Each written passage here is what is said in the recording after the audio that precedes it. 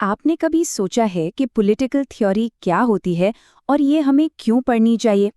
आज हम इस पूरे टॉपिक को लाइन बाय लाइन समझेंगे। डेफिनेशन, नेचर, इवोल्यूशन और ग्रोथ। तो चलिए सबसे पहले इसका मतलब समझते हैं। पहला पॉइंट है political theory is the systematic study of political ideas, concepts, institutions and practices. इसका मतलब है कि पॉलिटिकल थ्योरी राजनीतिक विचारों, कॉन्सेप्ट्स, संस्थानों और प्रैक्टिसेस का एक सिस्टमैटिक यानी कि व्यवस्थित अध्ययन है। अगला point, it tries to understand how political systems work and how they should work. मतलब ये समझने की कोशिश करती है कि राजनीतिक व्यवस्थाएं असल में कैसे काम करती हैं और उन्हें आदर्श रूप में कैसे काम करना चाहिए। In simple words, political theory explains politics in an organized and logical way. यानी अगर बिल्कुल सरल शब्दों में कहें तो पॉलिटिकल थ्योरी राजनीति को एक संगठित और तार्किक तरीके से समझाती है। अब ये शब्द कहाँ से आया? The word theory comes from the Greek word theoria, which means to observe, reflect and understand deeply. देखिए, ये जो थ्योरी शब्द है, ये ग्रीक शब्द थ्योरिया से आया है, जिसका मतलब होता है किसी चीज को गहराई से देखना, उस पर सोचना और फिर उसे समझना। So political theory is not just opinion, it is deep thinking and analysis about political life. तो इससे ये बात साफ हो जाती है कि पॉलिटिकल थ्योरी सिर्फ किसी की राय नहीं है, बल्कि ये राजनीतिक जीवन के बारे में एक बहुत ही गहरी सोच और विश्लेषण है।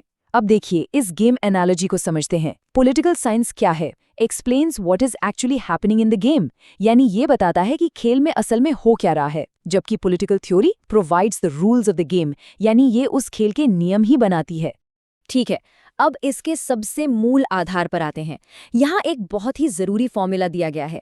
Political science, facts plus political philosophy, values is equal to political theory. इसका सीधा सा मतलब है कि पॉलिटिकल थ्योरी दो चीजों से मिलकर बनी है। पॉलिटिकल साइंस जो हमें फैक्ट्स यानी तथ्य देता है, और पॉलिटिकल फिलॉसफी जो हमें वैल्यूज यानी मूल्य देती है। जब तथ्य और मूल्य मिलते हैं तब पॉलिटिकल थ्योरी बनती है। चलिए अब इसके कुछ फंडामेंटल गोल्स देख लेते हैं। पहला, simple definition, the objective search for the best form of state and society. सरल शब्दों में कहें तो इसका लक्ष्य है कि राज्य और समाज का सबसे अच्छा रूप क्या हो सकता है, उसकी एक निष्पक्ष खोज करना। दूसरा, study of the state examines the origins, functions and purpose of government. मतलब यह जांच करती है कि सरकार की उत्पत्ति कैसे हुई, उसके काम क्या है और उसका असल उद्देश्य क्या है। इसके कोर वैल्यूज क्या है? Power, justice, equality and rights, यानी इसके केंद्र में शक्ति, न्याय, समानता और अधिकार जैसे जरूरी मूल्य हैं। और इसका अल्टीमेट गोल क्या है?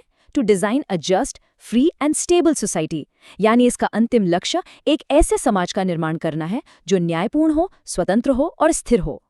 चलिए अब कुछ बहुत ही प्रसिद्ध परिभाषाओं को देखते हैं। इस लिस्ट में सबसे पहले है एंड्रू हैकर। वो कहते हैं, every political scientist plays a double role, part scientist and part philosopher. इसका मतलब है कि हर राजनीति विज्ञानी एक दोहरी भूमिका निभाता है। उसका कुछ हिस्सा एक वैज्ञानिक का होता है और कुछ हिस्सा एक दार्शनिक का। एंड्रू हैकर का की फोकस क्या है? The duality of observing facts while evaluating moral goals, यानी वो इस बात पर जोर देते हैं कि एक पॉलिटिकल साइंटिस्ट एक ही समय में तथ्यों को भी देखता है और साथ ही साथ नैतिक लक्ष्यों का मूल्यांकन भी करता है। अब देखते हैं डेविड हेल्ड को। उनका कहना है, a complex network of concepts and generalisations about political life involving government, state and society. उनके अनुसार पॉलिटिकल थ्योरी सरकार, राज्य और समाज से जुड़े राजनीतिक जीवन के बारे में कॉन्सेप्ट्स का एक जटिल नेटवर्क है और उनका की फोकस है clarifying the assumptions underlying political thought and action. मतलब वो इस बात पर ध्यान देते हैं कि हमारी राजनीतिक सोच और हमारे काम के पीछे की मूल धारणाएं क्या हैं, उन्हें स्पष्ट किया जाए। चलिए अब दो और महत्वपूर्ण विचारकों को समझते हैं, जॉर्ज एच सबाइन और लियो स्ट्राउस, और देखते हैं कि उनके नजरिए में क्या फर्क है। पहले सबाइन क्या कहते हैं? The systematic study of political ideas and political institutions, यानी ये राजनीतिक विचारों और राजनीतिक संस्थानों का एक व्यवस्थित अध्ययन है।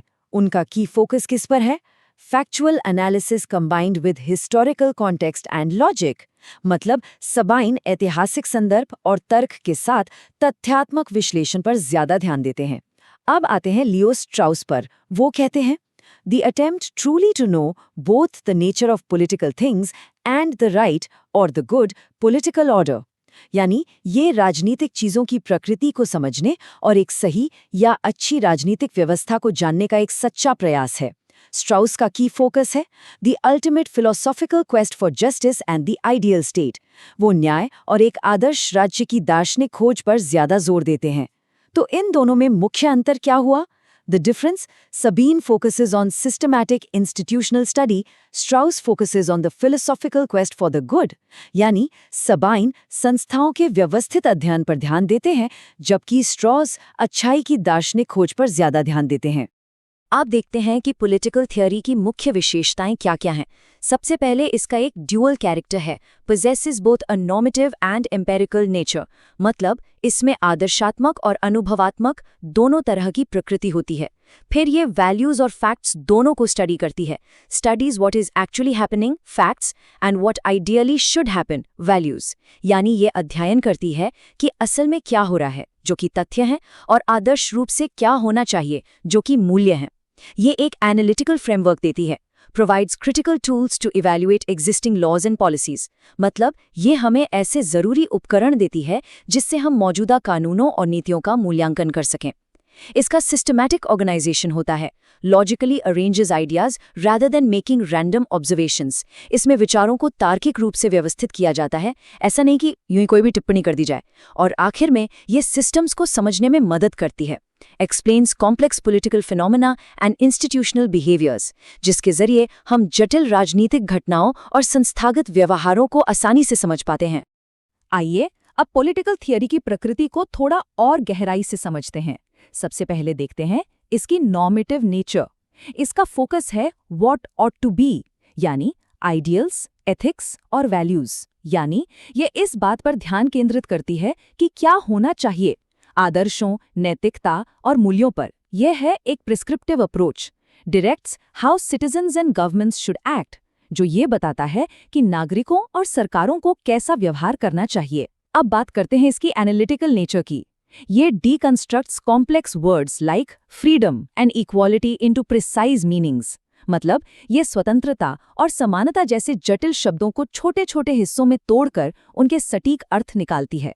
ये क्रिटिकल इवैल्यूएशन करती है, empower citizens to question authority, इसके जरिए नागरिकों को सत्ता पर सवाल उठाने की शक्ति मिलती है। और आखिर में है इसकी फिलोसॉफिकल नेचर। ये deeply searches for moral truth and the good life, इसमें नैतिक सत्य और एक अच्छे जीवन की गहरी खोज की जाती है। पॉलिटिकल थ्योरी की प्रकृति के कुछ और पहलू भी हैं, चलिए उन्हें भी देखते हैं। पहला है साइंटिफिक नेचर। इसका फोकस व्हाट इज पर होता है, observable behaviour, data and hard facts, यानी ये इस पर ध्यान केंद्रित करती है कि क्या है जो व्यवहार देखा जा सकता है, जो डेटा है और जो ठोस तथ्य हैं। ये ऑब्जेक्टिव ऑब्जर्वेशन करती है, studies actual realities like voting patterns and institutional power. इसके तहत वोटिंग पैटर्न और संस्थागत शक्ति जैसी वास्तविकताओं का निष्पक्ष रूप से अध्ययन किया जाता है। फिर आती है इसकी डायनामिक नेचर। ये constantly evolves with societal, economic and historical changes, मतलब ये सामाजिक, आर्थिक और ऐतिहासिक बदलावों के साथ लगातार विकसित होती रहती है। इसका एक अडैप्टिव फ्रेमवर्क है, shifts from studying monarchies to modern globalised democracies, मतलब इसका ढांचा समय के साथ बदलता है। जैसे पहले राजशाही का अध्ययन होता था, अब आधुनिक वैश्विक लोकतंत्रों का होता है। और आखिर में है इसका इंटरडिसिप्लिनरी अप्रोच।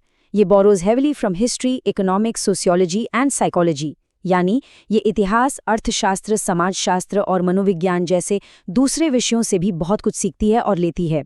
तो सवाल उठता है कि पॉलिटिकल थ्योरी को समझना इतना जरूरी क्यों है, खासकर अगर हम एग्जाम की तैयारी कर रहे हैं। चलिए इसके महत्व को देखते हैं। पहला, clarifies concepts, gives exact technical meanings to liberty and justice.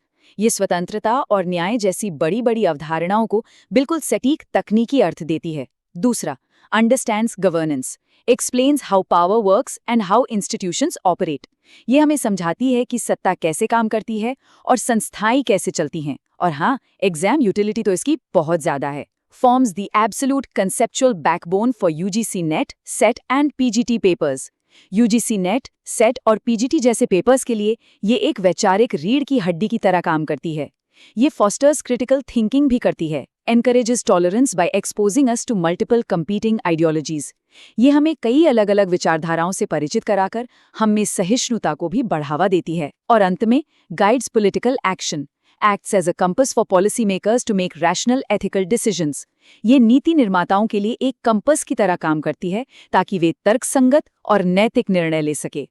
चलिए अब पॉलिटिकल थ्योरी के विकास की कहानी को समझते हैं, और कहानी शुरू होती है प्राचीन काल से। Time frame up to 5th century AD यानी ग्रीक पीरियड। ये दौर 5वीं शताब्दी ईस्वी तक का था, जिसे हम ग्रीक पीरियड भी कहते हैं। उस समय का कोर आइडिया था politics was viewed purely as a branch of ethics, यानी राजनीति को पूरी तरह से नैतिकता की ही एक शाखा माना जाता था। प्राइमरी फोकस था ensuring a good life and developing ethical virtues, मतलब लोगों का मुख्य ध्यान एक अच्छा जीवन जीने और नैतिक गुणों को विकसित करने पर था। उस समय की थ्योरी की नेचर भी बहुत प्रिस्क्रिप्टिव, स्पेक्युलेटिव एंड यूटोपियन थी, यानी कि निर्देशात्मक, काल्पनिक और आदर्शवादी। इस दौर के दो सबसे बड़े विचारक थे प्लेटो और एरिस्टोटल। प्लेटो, जिन्होंने advocated for the ideal state ruled by a philosopher king based on pure wisdom, यानी उन्होंने एक आदर्श राज्य की वकालत की। वहीं एरिस्टोटल, जिन्हें राजनीति विज्ञान का जनक कहा जाता है, उन्होंने कहा था man is a political animal, यानी मनुष्य एक राजनीतिक प्राणी है। प्राचीन काल के बाद हमारी कहानी पहुंचती है मध्यकाल में, जहां धर्म और राजनीति एक हो जाते हैं। Time frame 5th century to 15th century. ये दौर 5वीं से 15वीं शताब्दी तक चला। इस युग का कोर आइडिया था कि religion and politics became deeply interlinked and unified, मतलब धर्म और राजनीति आपस में बहुत गहराई से जुड़ गए थे। Source of power, political power was viewed as granted by God, not the people. शक्ति का स्रोत भी अब लोगों को नहीं बल्कि ईश्वर को माना जाने लगा, और प्राइमरी फोकस था enforcing divine law and maintaining earthly peace, यानी ईश्वरीय कानून को लागू करना और दुनिया में शांति बनाए रखना। इस दौर के जो प्रमुख विचारक थे वे थे सेंट ऑगस्टिन, जिन्होंने सिटी ऑफ गॉड लिखी और ईश्वर की आज्ञा मानने को सबसे ऊपर रखा, और सेंट थॉमस एक्वाइनस, जिन्होंने एरिस्टोटल के तर्क को ईसाई धर्मशास्त्र के साथ मिला दिया। अब आता है आधुनिक काल, और यहाँ एक बहुत बड़ा, एक क्रांतिकारी बदलाव होता है। Time frame 16th to 19th century, Renaissance and Enlightenment. ये 16वीं से 19वीं शताब्दी का दौर था, जिसे पुनर्जागरण और प्रबोधन का युग भी कहते हैं। द बिग शिफ्ट ये था कि separation of politics from religion and morality, led by Machiavelli. Machiavelli के नेतृत्व में राजनीति को धर्म और नैतिकता से पूरी तरह अलग कर दिया गया। Source of power shifted from God to the consent of the people. शक्ति का स्रोत भी अब ईश्वर से हटकर लोगों की सहमति बन गया। अब कोर फोकस था protecting individual rights, property and popular sovereignty, यानी व्यक्तिगत अधिकारों, संपत्ति और लोगों की संप्रभुता की रक्षा करना। इस दौर की थ्योरी की नेचर कैसी थी? Rational, secular and heavily focused on individualism, यानी तर्कसंगत, धर्मनिरपेक्ष और व्यक्तिवाद पर बहुत ज्यादा केंद्रित। इस दौर के की थिंकर्स थे हॉब्स, लॉक और रूसो, जो सोशल कॉन्ट्रैक्ट थ्योरी के सबसे बड़े नाम हैं। और अब हम पहुंचते हैं हमारे अपने समय में, यानी समकालीन काल में, जो 20वीं सदी से शुरू होता है। Time frame 20th century onwards. इस दौर में दो बड़े विचार आए। पहला था behaviouralism, shifted focus to actual human behaviour and pure scientific data, David Easton. इसका फोकस इस बात पर था कि इंसान असल में कैसा व्यवहार करता है और इसे वैज्ञानिक डेटा से समझा जाए। लेकिन फिर आया post behaviourism, reunited scientific methods with social values and relevance, जिसने वैज्ञानिक तरीकों को सामाजिक मूल्यों और प्रासंगिकता के साथ फिर से जोड़ दिया। अब कोर फोकस भी बदल गया। Global issues, feminism, multiculturalism and real world data, यानी अब वैश्विक मुद्दे, नारीवाद, बहुसंस्कृतिवाद और असल दुनिया के डेटा पर ध्यान दिया जाने लगा। इस युग के प्रमुख विचारकों में हैं जॉन रॉल्स, जिन्होंने रीडिफाइन जस्टिस एज फेयरनेस, यानी न्याय को निष्पक्षता के रूप में परिभाषित किया, और मिशेल फुकॉल्ट, जिन्होंने ये जांच की कि शक्ति केवल सरकार तक ही सीमित नहीं है बल्कि समाज में हर जगह काम करती है। पॉलिटिकल थ्योरी का जो विकास हुआ है उसे हम इन सीढ़ियों की मदद से समझ सकते हैं। फ्रॉम फिलॉसफी टू साइंस, मतलब ये नैतिक दर्शन से शुरू होकर एक कठोर अनुभवात्मक विज्ञान बन गई। फ्रॉम आइडियलिज्म टू रियलिज्म, ये आदर्श समाज के सपने देखने से हटकर वास्तविक दुनिया की शक्ति की राजनीति का अध्ययन करने लगी। फ्रॉम स्टेट टू सोसाइटी, इसका दायरा सिर्फ सरकारों के अध्ययन तक सीमित नहीं रहा बल्कि नागरिक समाज, मीडिया और संस्कृति तक फैल गया। From western to global. और ये सिर्फ पश्चिमी सोच से आगे बढ़कर उत्तर औपनिवेशिक और वैश्विक दृष्टिकोण को भी शामिल करने लगी है। और ये पूरा विकास होता क्यों है? It's driven by historical crisis, major revolutions and socio economic shifts. यानी बड़े बड़े ऐतिहासिक संकट, क्रांतियां और सामाजिक आर्थिक बदलाव ही इस थ्योरी को हमेशा आगे बढ़ाते रहते हैं और विकसित करते रहते हैं। तो चलिए, अब तक जो कुछ भी हमने समझा है उसे संक्षेप में दोहरा लेते हैं। पहला point, political theory political science की असली नींव है। दूसरा, कंटिन्यूअस एवोल्यूशन, ये ग्रीक शहर राज्यों से लेकर आज के वैश्वीकृत समाजों तक इतिहास के साथ लगातार बदलती रही है। तीसरा, ड्यूअल मास्टरी, ये राजनीति विज्ञान के तथ्यों और राजनीतिक दर्शन के मूल्यों दोनों पर समान रूप से निर्भर करती है। चौथा, एम्पावर्स एक्शन, ये संसाधनों और शक्ति के निष्पक्ष वितरण के लिए तर्कसंगत और नैतिक समाधान खोजती है। और पांचवा, जो कि बहुत जरूरी है, एग्जाम एंड एकेडमिक फोकस, परीक्षा में सफलता और गहरी राजनीतिक समझ के लिए इन कॉन्सेप्ट्स में महारत हासिल करना बहुत आवश्यक है। इस वीडियो में हमने पॉलिटिकल थ्योरी को पूरी तरह समझ लिया।